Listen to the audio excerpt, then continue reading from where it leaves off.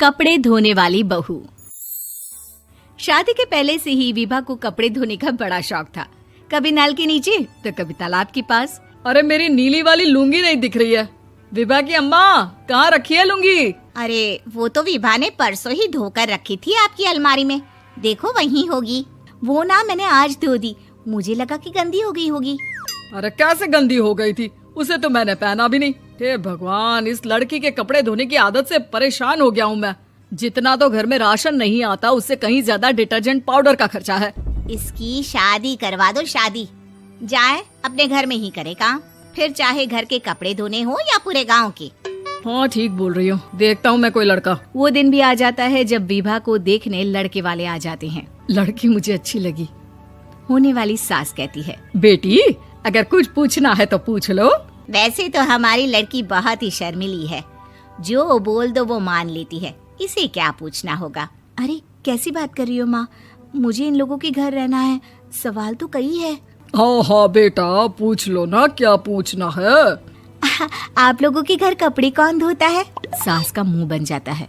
देखो, अगर तुम ये कहना चाहती हो कि तुम्हें कपड़े धोने नहीं आते तो सुन लो, कपड़े मैं ही धोती हूँ, लेकिन तुम्हारे आ जाने के बाद मैं रुमाल तक नहीं धोऊंगी। अरे चुप रहना भाग्यवान, बहू बेचारी घर आई नहीं, उसे डराना शुरू कर दिया।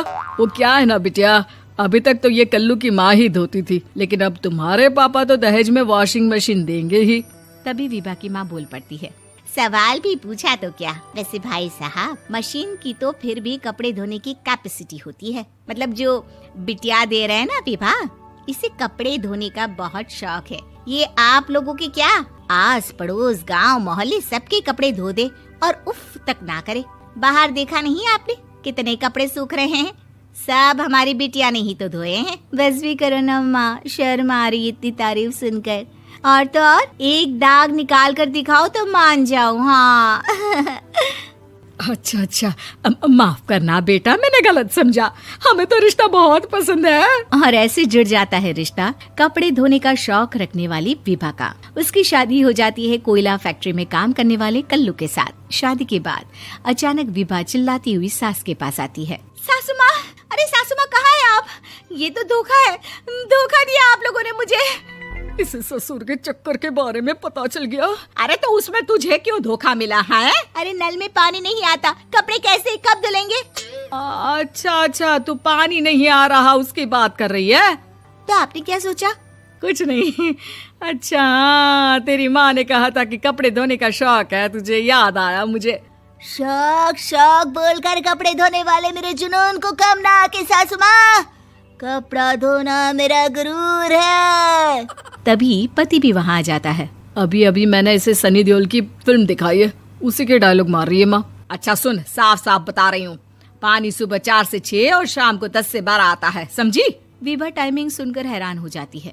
ये क्या भूतों का मोहल्ला है?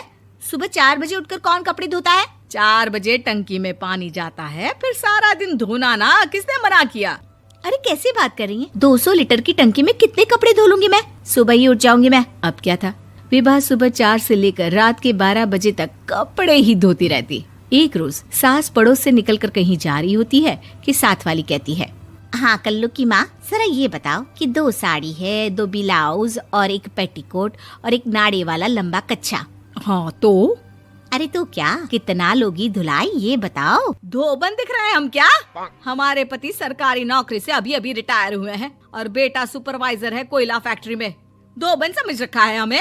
हाय रे कल्लू की अम्मा, माफ कर दो, वो तो मोहल्ले में यही सब बता रहे थे कि तुमने बहू को कपड़ा धुलवाने के काम में लगा दिया है। सास को पड़ोसन की बात सुनकर गुस्सा आ जाता है। वो घर पहुंचती है जहां घर के बाहर ही इतने सारे कपड़े सूख रहे होते हैं जितने कि किसी धोबन के घर पर। अरे ओ कल्लू की दुल्हन, बाहर निकल।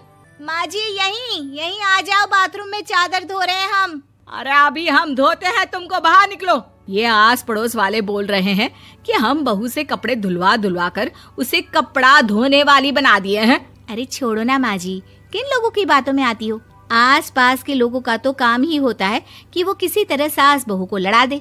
बहू सारे घर के कपड़े धोती है, ये क्या कम है? बोलिए। सास को भी लग जाता है कि वो बहू का ये सनकीपन नहीं छुड़वा सकती, इससे अच्छा है कि खुद ही चुप हो जाए। एक रोज सास और बहू मंदिर जाते हैं, जहाँ सास की साड़ी वहाँ खड़ी भीख मांगने वाली से मिलती है। माँ जी क्या बात है, आपकी साड़ी उस भिखारन से कितनी मिल रही है ना? हाँ हाँ देखो तो, दोनों की साड़ी मिल रही है। क्या बात है कल्लू की अम्मा, तुम खुद को तो अफसर की बीवी बताती हो और ऐसी सिंपल सी प्लेन साड़ी पहनकर घूमती हो। सिंपल और प्लेन नहीं है ये साड़ी। तो क्या सोने के धागे से फूल बने हैं? कुछ भी सासू माँ, कुछ भी। हाँ बने थे इस साड़ी में सोने के धागे से फूल। मेरे पति लेकर आए थे मद्रास से स्पेशली मेरे लिए 10,000 की। ताहे भाई साहब इस भिखारन के लिए भी सेम टू सेम साड़ी लेकर आए होंगे 10,000 की।